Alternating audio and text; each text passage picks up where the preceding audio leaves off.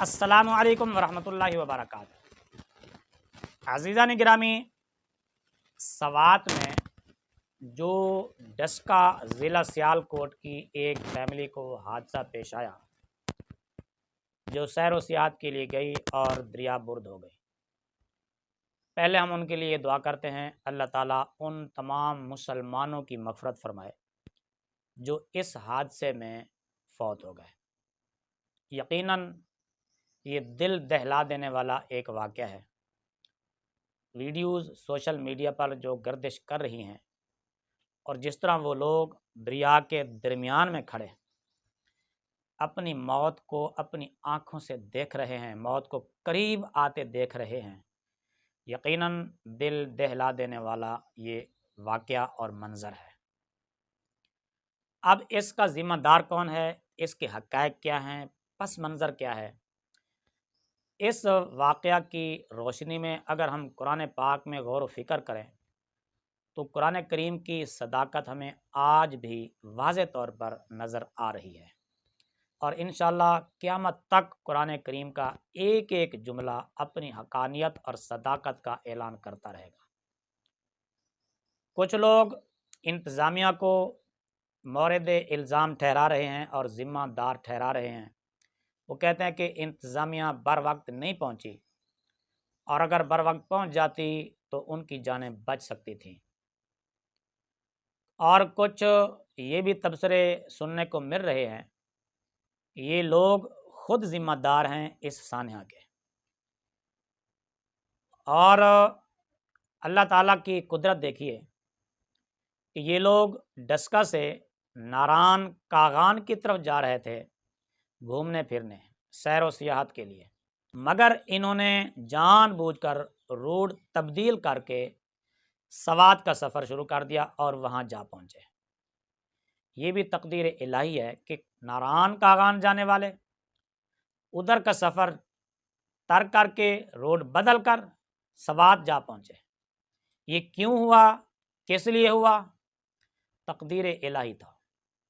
तकदीर इलाही में ऐसा ही था कि जहाँ जिसने मरना होता है, फौत होना होता है, वहाँ उसने बर वक्त पहुँचना होता है। जिसकी मौत जहाँ लिखी है उसने वहाँ ही मरना है।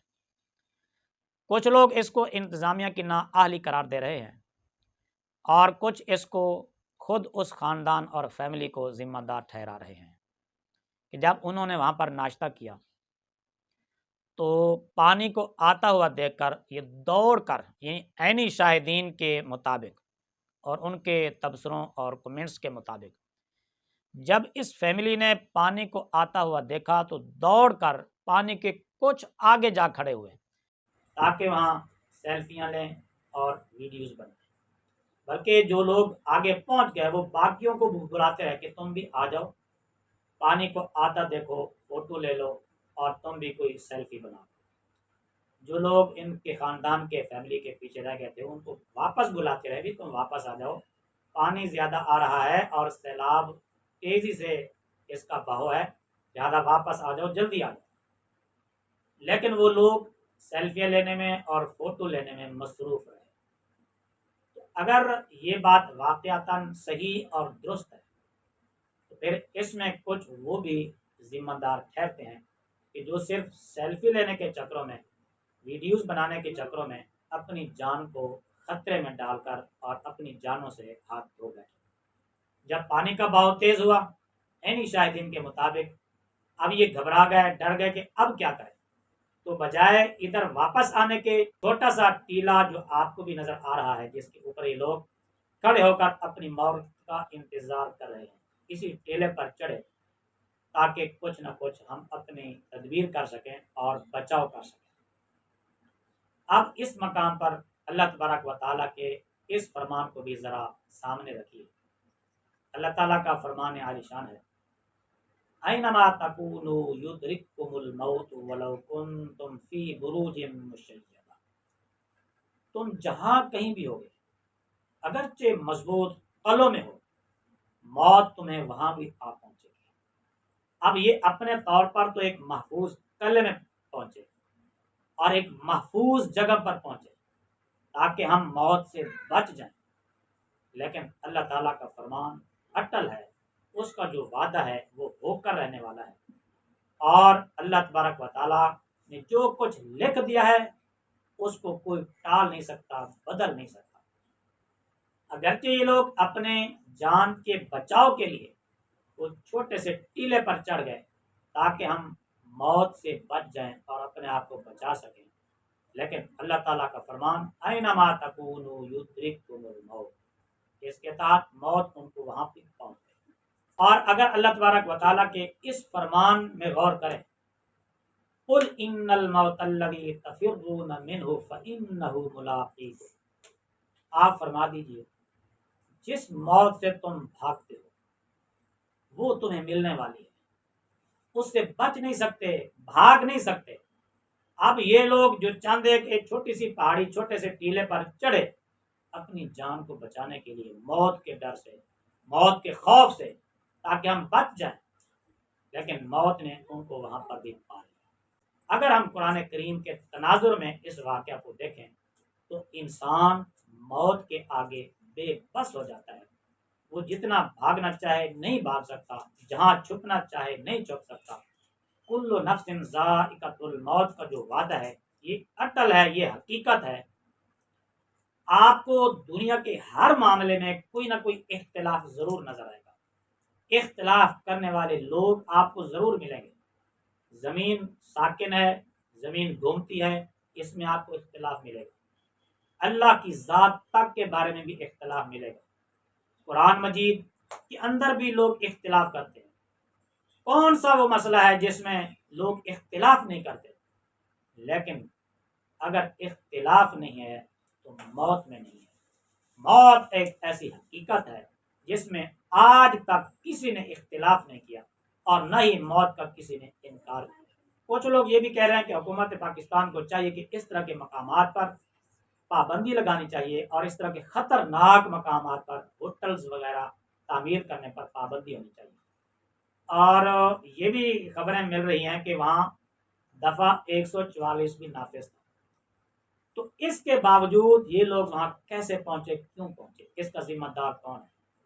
میں اپنے سیر و تفریح کرنے والے بھائیوں سے یہ بھی گزارش کرتا چلوں کہ بارش کے موسم میں خصوصاً سیلابی علاقوں میں، پہاڑی علاقوں میں، سلائڈنگ ایریا میں جانے سے احتیاط کرنی چاہیے۔